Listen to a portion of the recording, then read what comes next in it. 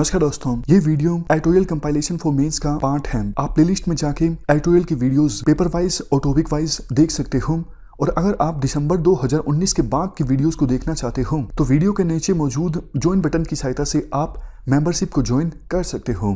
चलिए discussion start करते हैं। आप जीएस पेपर 2 के इस टॉपिक से आर्टिकल को रिलेट कर सकते हो। 18 महीने पूरे हो गए आयुष्मान भारत प्रधानमंत्री जन आरोग्य योजना के इम्प्लीमेंटेशन के स्टार्ट हुए।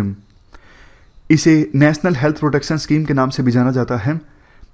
इनिशियल जो मोमेंटम है काफ़ी अच्छा है। अभी देखो 36 में से 32 स्टेट्स और यूनियन टेरिटरीज ऐसे हैं जहां पर इस स्कीम को इम्प्लीमेंट किया जा रहा है और ऑलरेडी 84 लाख फ्री ट्रीटमेंट दी जा चुकी हैं पुअर एंड वल्नरेबल पेशेंट्स को। 22,000 हॉस्पिटल्स में जिनको इम्पैनल किया गया है इस स्कीम की इम्प्लीमेंटेशन के लिए। डेटा के अनुसार हर 3 सेकंड में एक फ्री ट्रीटमेंट दी जाती है इस स्कीम के अंतर्गत और 2 बेनिफिशरीज को वेरीफाई किया जाता है हर 1 सेकंड। लेकिन देखो जैसे जैसे ये स्कीम ग्रो कर रही है फोकस अब इस बात पर भी आ गया है इस स्कीम को एक्सपेंड किया जाए। एक्सपेंशन देखो हर एक लिहाज से, जैसे अभी 22,000 हॉस्पिटल्स को इम्पैनल किया गया है इस स्कीम की इम्प्लीमेंटेशन में। हॉस्पिटल्स की संख्या बढ़नी चाहिए, खास करके सेकेंडरी और टर्सरी हॉस्पिटल्स की। उनकी क्वालिटी भी इंप्रूव होनी चाहिए, कैपेसिटी इंप्रूव होनी चाहिए। बहुत सारे ऐसे डिजीज़ हैं जिनका अभी इलाज नहीं हो पाता सेकेंडरी एंड टर्सरी हॉस्पिटल्स में, उनको और ज़्यादा कैपेबल बनाया जाए ताकि वो कॉम्प्लेक्स से कॉम्प्लेक्स डिजीज़ का इलाज कर सकें और ये सब कम कॉस्ट पर होना चाहिए। तो इस लिहाज से एक्सपेंशन की बात की जा रही है। अभी देखो इंफ्रास्ट्रक्चर हेल्थ से संबंधित हमारे देश में काफ़ी वीक है। एक गवर्नमेंट बेड है, मतलब गवर्नमेंट हॉस्पिटल में एक बेड है 1844 पेशेंट्स के लिए और एक डॉक्टर है ऑलमोस्ट 11,000 पेशेंट्स के लिए। आने वाले सालों में अगर हम माने कि जितने बेनिफिशरीज हैं प्रधानमंत्री जन आरोग्य स्कीम के उनके 3% पेशेंट्स का हॉस्पिटलाइजेशन होगा तो स्कीम के अंतर्गत ऑलमोस्ट 1.5 करोड़ यानी 1.5 करोड़ पेशेंट्स का एनुअली इलाज होगा इस स्कीम के अंतर्गत। इसका मतलब हमें फिजिकल और ह्यूमन इंफ्रास्ट्रक्चर को स्ट्रेंथन करना होगा ताकि इस स्कीम को फ्यूचर में भी अच्छे से इंप्लीमेंट किया जा सके। एक अनुमान के अनुसार हमें 1.5 लाख एक्स्ट्रा बेड्स चाहिए टीयर 2 और टीयर 3 सिटीज़ में आने वाले सालों में इस स्कीम की इफेक्टिव इंप्लीमेंटेशन के लिए। देखो जो कॉम्प्रिहेंसिव लॉन्ग टर्म स्ट्रेटजी है वो फोकस करेगी कैसे हॉस्पिटल्स को एक्सपेंड किया जा सकता है, कैसे ह्यूमन रिसोर्स इंफ्रास्ट्रक्चर जैसे ये इंश्योर किया जा सकता है ज़्यादा डॉक्टर्स हो हमारे देश में।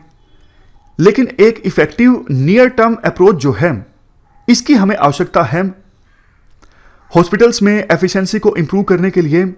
और डिमांड एंड सप्लाई में जो गैप है, चाहे हॉस्पिटल्स की बात हो या फिर डॉक्टर्स की बात हो, डिमांड ज़्यादा है सप्लाई कम है, इस गैप को कैसे फिल किया जा सकता है इसके लिए हमें नियर टर्म अप्रोच की आवश्यकता है।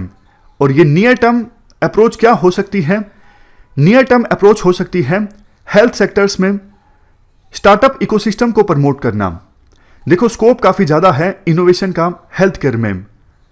अभी हमारे देश में 4,000 से ज़्यादा हेल्थ केयर टेक्नोलॉजी स्टार्टअप्स हैं जो नई नई इनोवेशन ला सकते हैं हेल्थ केयर में। और ये इन इनोवेशंस की सहायता से टीयर 2 और टीयर 3 सिटीज़ में इंफ्रास्ट्रक्चर थोड़ा वीक है, ह्यूमन रिसोर्स कम है, कॉस्ट ज़्यादा है, इन सब चीज़ों को एड्रेस किया जा सकता है।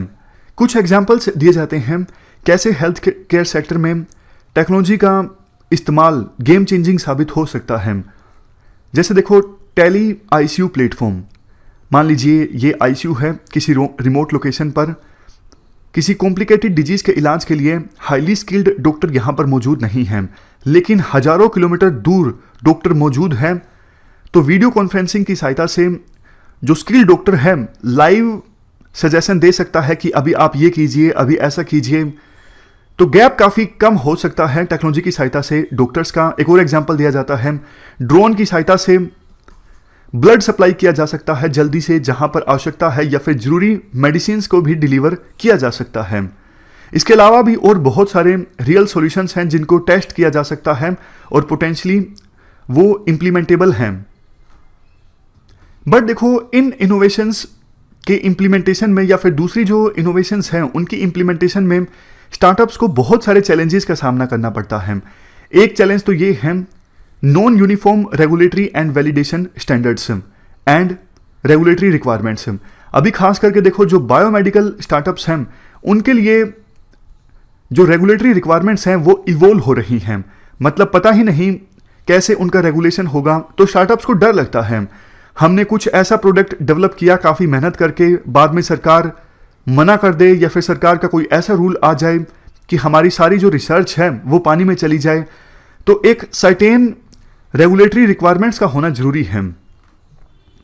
नॉन यूनिफॉर्म रेगुलेटरी स्टैंडर्ड्स के चलते अभी जो स्टार्टअप्स हैं वो फॉरेन रेगुलेटरी सर्टिफिकेशंस पर ज़्यादा रिलाई करते हैं, जैसे FDA एंड CE।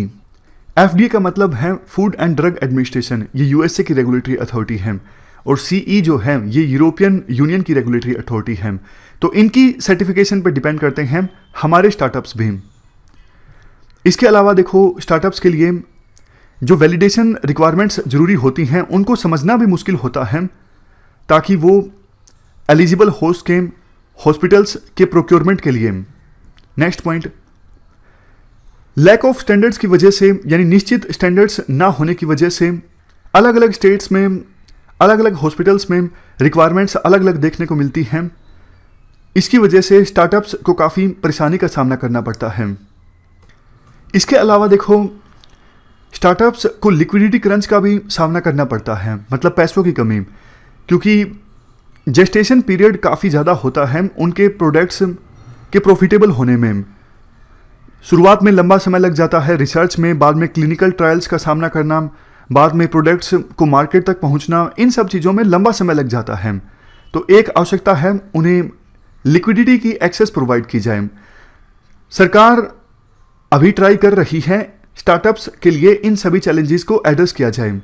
सरकार की सबसे पहली प्रायोरिटी ये है कि हमारे मेडिकल टेक्नोलॉजी सेक्टर में रेगुलेटरी स्टैंडर्ड्स को और प्रोडक्ट स्टैंडर्ड्स को यूनिफाई किया जाए, ताकि अभी जो ट्रस्ट डेफिसिट है, जिसकी वजह से स्टार्टअप्स सरकार पे विश्वास नहीं कर पाते और इस सेक्टर में घुसते नहीं हैं, एक ट्रस्ट डेफिसिट एड्रेस हो और ज़्यादा से ज़्यादा स्टार्टअप्स आए हमारे देश के मेडिकल टेक्नोलॉजी सेक्टर में।